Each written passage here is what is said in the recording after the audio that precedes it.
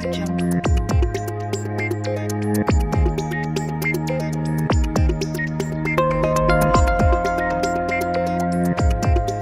Audio Jungle.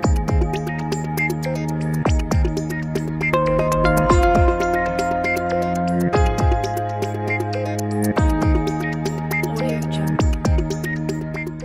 नमस्कार, बीचों ताश के खास कार्यक्रम नमस्ते डॉक्टर में आपका स्वागत है। मैं अमित वांद्रे। आज हम बात करने वाले थैलेसीमिया और सिकल सेल इस बीमारी के बारे में। एक अनुमान है कि भारत में 1.5 लाख थैलेसीमिया के पेशेंट हैं, उतने ही पेशेंट जो है वो सिकल सेल के भी है। तो इस विषय में आज बात करने के लिए हमारे साथ मौजूद है डॉक्टर विंकी रुघवानी, जो महाराष्ट्र मेडिकल काउंसिल के उपाध्यक्ष है और साथ ही संचालक है थैलेसीमिया और सिकल सेल सेंटर नागपुर के। सर, आपका स्वागत है बीचों ताश में। नमस्कार सर, सिकल सेल और थैलेसीमिया बीमारी क्या होती है, इसे किस तरह से रोका जाना चाहिए? देखिए, ये दोनों जो बीमारियां हैं, थैलेसीमिया और सिकल सेल डिजीज, ये अनुवंशिक और बड़ी गंभीर बीमारियां हैं और ये रक्त से संबंधित बीमारियां हैं। अब जो थैलेसीमिया का मरीज होता है उसको हर 15 दिन में ब्लड देना पड़ता है, रक्त देना पड़ता है, और उसको कई महंगी दवाइयाँ भी लेनी पड़ती है, कई जांचें भी करनी पड़ती है। जो सिकल सेल डिजीज का पेशेंट या रोगी होता है उसको उसके भी शरीर में हीमोग्लोबिन की मात्रा, रक्त की मात्रा कम होती है, उससे भी कभी कभी रक्त देने की आवश्यकता पड़ती है, लेकिन उसको शरीर में कई बार बहुत दर्द होता है। तो यह दोनों बीमारियां का एक गंभीर बीमारियां हैं जो रक्त से संबंधित। सर, ये जो बीमारियां है इसमें मरीज को क्या परेशानियां होती है और किस तरह से उनका ट्रीटमेंट किया जाता है? देखिए, जैसे कि मैंने बताया कि थैलेसीमिया जो मेजर का मरीज होता है उसको उनके शरीर में हीमोग्लोबिन की मात्रा बहुत कम होती है और इसलिए उसको बार बार रक्त देने की आवश्यकता पड़ती है। जब ये बच्चा शुरुआत में 6-8 महीने का होता है तभी से ही उनको ब्लड देने की आवश्यकता उनको पड़ती है।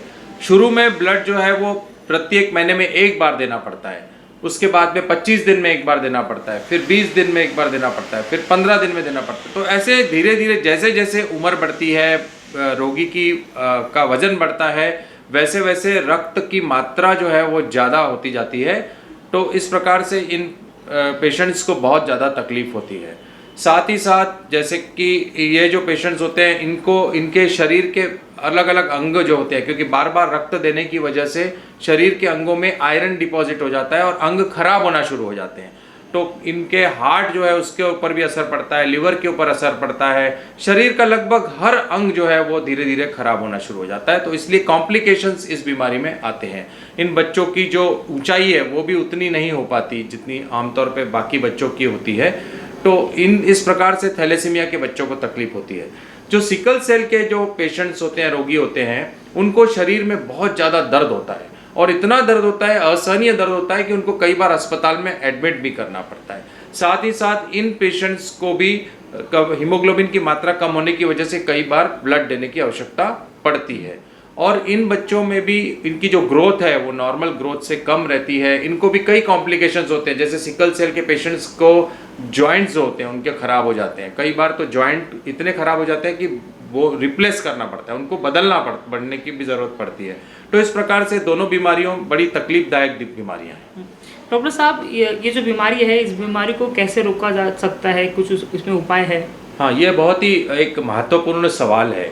अब ये जो सिकल सेल डिजीज़ या थैलेसीमिया मेजर का जो बच्चा पैदा होता है, इस बीमारी से पीड़ित बच्चा जो पैदा होता है वो क्यों होता है? वो इसीलिए होता है क्योंकि उनके जो माता पिता होते हैं दोनों को माइनर होता है या सिकल सेल ट्रेट बोलते हैं। अब ये माइनर होता क्या है? माइनर एकदम नॉर्मल व्यक्ति होता है, जैसे मैं हूँ, आप हैं, ये वो बिल्कुल नॉर्मल रहेगा, उसको कोई बीमारी नहीं रहेगी। लेकिन उसके जब हम ब्लड लेंगे थोड़ा सा और उसका चेक करेंगे तो उसमें सिकल सेल ट्रेट या थैलेसीमिया माइनर निकल सकता है। और जब एक माइनर व्यक्ति, एक माइनर पुरुष एक माइनर स्त्री से विवाह करता है, शादी करता है, तो उनके होने वाले बच्चे को सिकल सेल डिजीज जैसी बीमारी हो जाती है। वैसे ही थैलेसीमिया में, अगर थैलेसीमिया माइनर है, लड़की थैलेसीमिया माइनर है और उनकी शादी आपस में होती है तो बच्चे को थैलेसीमिया मेजर बीमारी हो जाएगी। तो कहने का मतलब यह है कि सिकल सेल डिजीज और थैलेसीमिया मेजर बच्चा तभी पैदा होगा जब उनके माँ बाप दोनों माइनर होंगे। और माइनर यानी बिल्कुल नॉर्मल रहेंगे, उनको मालूम भी नहीं पड़ेगा उनको कोई बीमारी है, लेकिन उनके घर में ऐसा बच्चा पैदा हो जाएगा जिसको जिंदगी भर तकलीफ होगी। तो इस प्रकार से हमें यह पता है ये बीमारी क्यों होती है।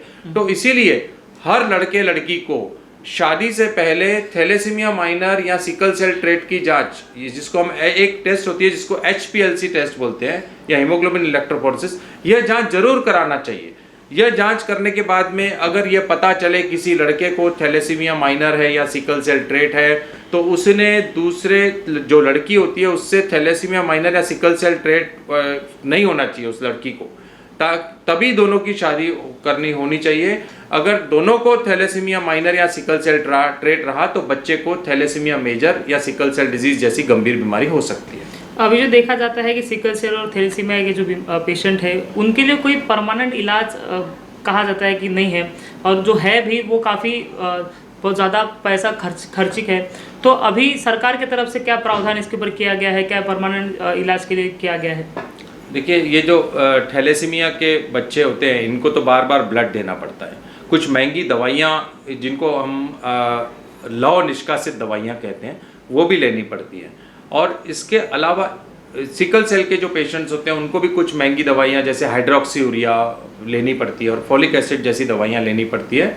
उनको वैक्सीन्स जो होती है सारे जो भी लगानी पड़ती हैं। लेकिन अभी एक जो परमानेंट इलाज इनका है, ये परमानेंट इलाज नहीं है जो मैंने बताया आपको, ये तो जिंदगी भर चलेगा। परमानेंट इलाज एक ही है जिसको बोन मैरो ट्रांसप्लांटेशन कहते हैं। अब ये बोन मैरो ट्रांसप्लांटेशन जो होता है ये बहुत एक बड़ी प्रक्रिया है, लंबी प्रक्रिया है, जिसमें जान को भी खतरा होता है, जिसमें खर्चा भी बहुत ज़्यादा होता है। तकरीबन 14 से 15 लाख रुपए इस बोन मैरो ट्रांसप्लांटेशन के प्रोसीजर में खर्चा होता है।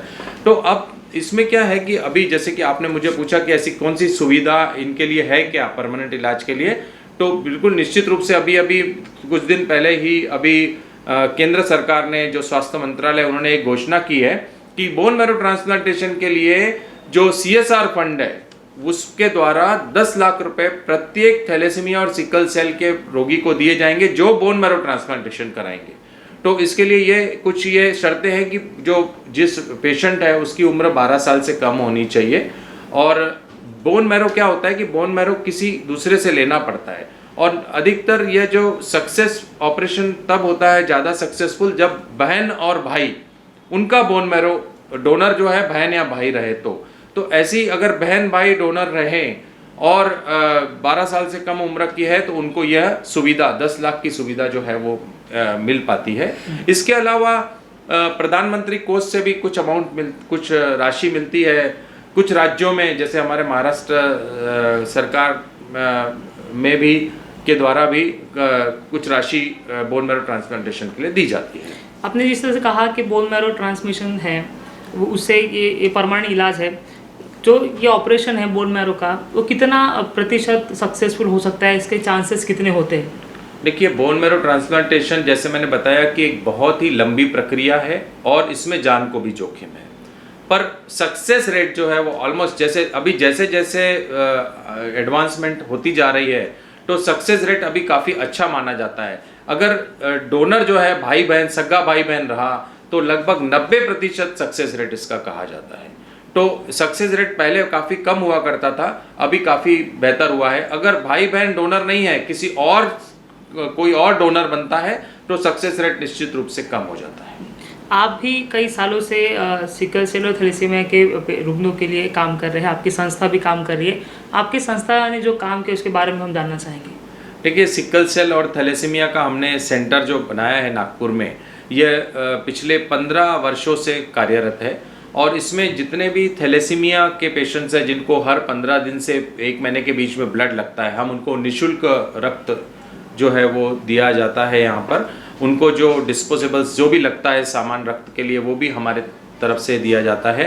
कई जो कि आर्थिक रूप से कमज़ोर परिवार हैं उनको निःशुल्क दवाइयाँ जो है वो भी हमारे तरफ से इस संस्था की तरफ से दी जाती है।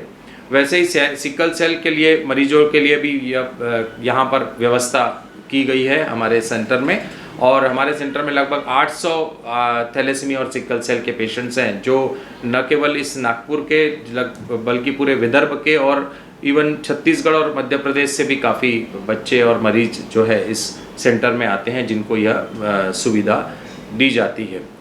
डॉक्टर साहब, ये कुछ लोगों में या समाज में कह लीजिए कि एक धारणा है कि सिकल सेल जो बीमारी है वो मांस खाने से होती है, तो इसमें साइंटिफिक रीज़न क्या है या साइंटिफिक इसका अप्रोच क्या है? नहीं, बिल्कुल नहीं, ऐसा कुछ कहीं भी स्टडी जिसे हम कहते हैं या रिसर्च ऐसी कोई भी नहीं हुई है।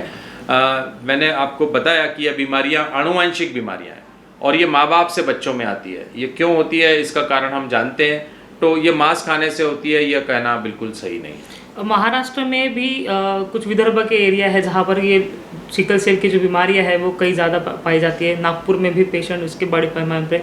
विदर्भ में कहाँ और किन लोगों को ये ज़्यादा तौर पर देखी जाती है इनकी बीमारी? देखिए, ये बहुत अच्छा सवाल आपने पूछा है। पहले तो ये जो सिकल सेल डिजीज़ जो बीमारी होती है यह कुछ समुदायों में अधिक मात्रा में पाई जाती है, जैसे कि बौद्ध, महार, कुंभी, तेली और आदिवासी समाज में। और थैलेसीमिया जो बीमारी है यह फिर लोहाना, कच्छी, गुजराती, मुस्लिम और आदिवासी इन समाजों में ज़्यादा मात्रा में पाई जाती है। अब जो हम जिस क्षेत्र से, नागपुर क्षेत्र से आते हैं, तो हम अगर देखेंगे तो पूर्व विदर्भ जिसे हम कह सकते हैं, जिसमें कि गढ़चिरौली, भंडारा, गोंदिया, नागपुर, यह जो यवतमाल, इन जिलों में सिकल सेल बहुत बड़ी मात्रा में पाया जाता है। और थैलेसीमिया जो है वह पूरे भारतवर्ष में है, और लेकिन हमारे क्षेत्र में थैलेसीमिया का भी प्रमाण काफ़ी ज़्यादा है। तो कुल मिला के यह बीमारियां इस क्षेत्र में बहुत अधिक मात्रा में पाई जाती हैं। सिकल सेल और थैलेसीमिया से बचने के लिए आप जनता से क्या एक मैसेज आप जनता को देना चाहोगे जिससे कि अब ये बीमारी उनको ना हो? देखिए, जैसे कि थैलेसीमिया और सिकल सेल के बारे में बताया, जिस परिवार में अगर इस थैलेसीमिया या सिकल सेल का बच्चा पैदा होगा, हम सोच सकते हैं कि इतनी तकलीफदायक ज़िंदगी उस बच्चे को, उस रोगी को सहन करनी पड़ती होगी। तो उनके परिवार पे क्या बीतती होगी, उनके माता पिता पे क्या बीतती होगी, उनकी आर्थिक स्थिति कैसी होगी, उनकी मानसिक स्थिति कैसी होगी।